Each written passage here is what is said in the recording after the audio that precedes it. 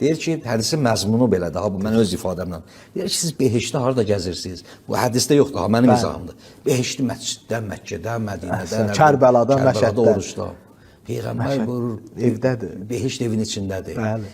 Əgər sən öz əlinlə bir lokməni, bir tikəni götürüb xanıma təqdim etsən, Allaha daha gözəldir.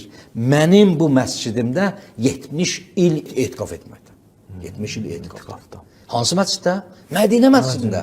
Mədinə məscidi o məsciddir ki, 4 məscid 100%'lıq etiqaf qəbul düzdür orada şeydir. Bir Mədinə məscididir. Peyğəmbərin məscididir.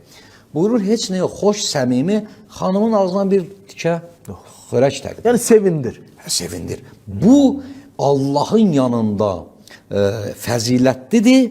Mənim evim, məscidimdə 70 il etiqaf. 70 il etiqafdan.